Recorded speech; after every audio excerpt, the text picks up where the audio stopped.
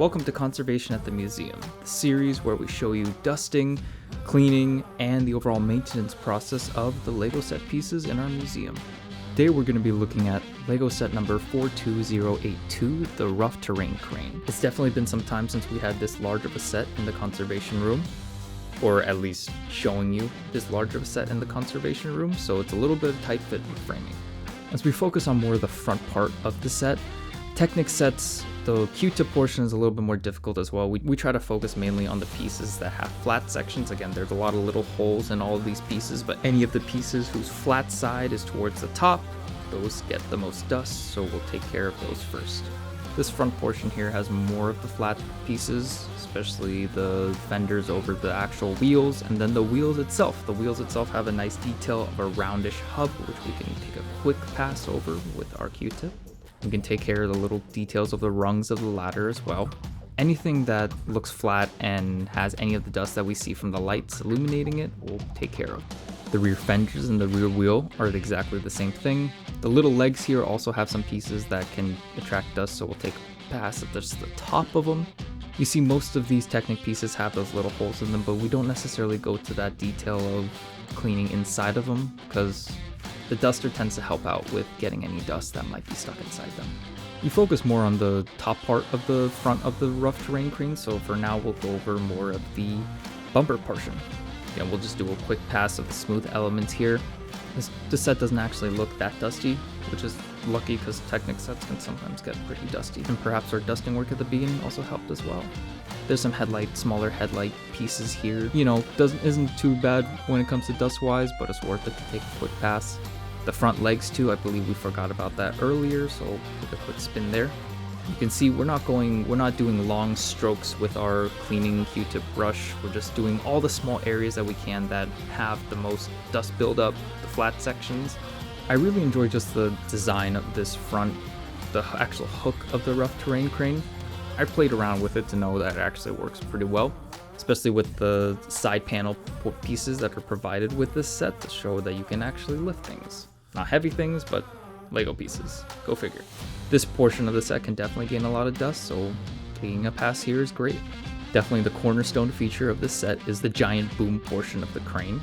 Definitely attracts the most amount of dust too, because it's the highest, the flattest, and the longest portion of this set.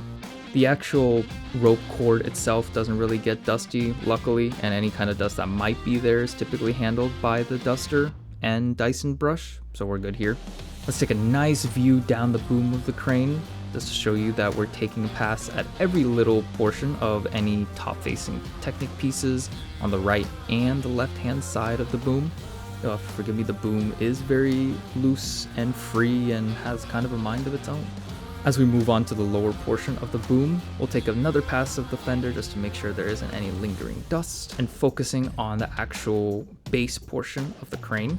There's a lot of smooth pieces here, a lot of great detailing in how this actual base is designed.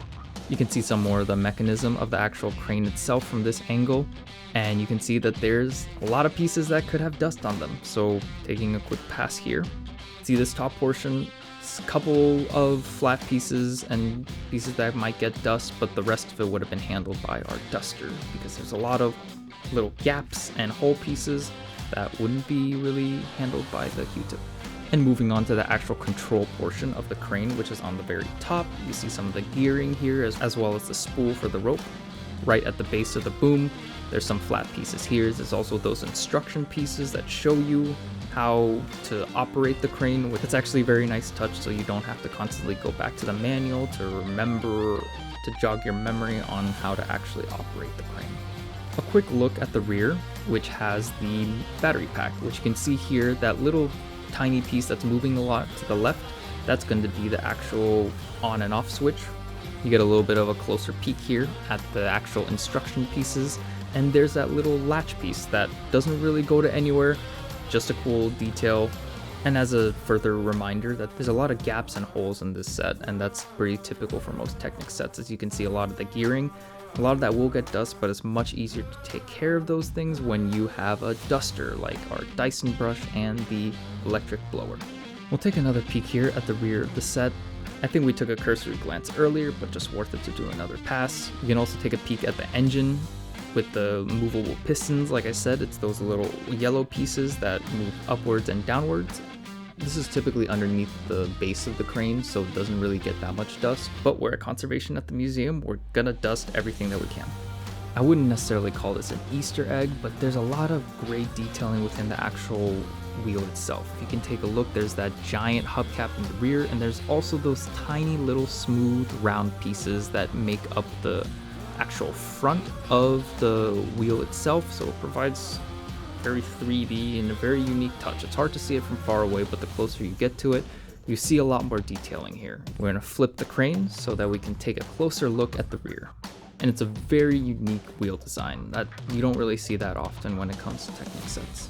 So from this angle, you can see a little bit more of the detailing on the top of the base of the crane, which we're towards the rear of the control panel. And you see here, there's a lot more flat pieces here. There's some sticker bits as well. And the rear hatch that covers the actual battery itself. I'll have to take a little bit more care to clean those as well. Since we focus primarily on the left-hand side of the vehicle, now we're taking a look at the right. We're repeating our footsteps by taking care of the fenders, the rungs of the ladder, the little lever that controls the crane's legs, as well as the wheel hubcaps. On the left-hand side of the crane, there is the cockpit portion. The door does open here. It's not the easiest thing to open, and the design of the door isn't one of my favorites, but it allows us to get inside the actual cockpit itself, which definitely is a dust magnet. I don't know, maybe because it's just a portion of the set that I look at the most frequently, but it always seems to have the most dust.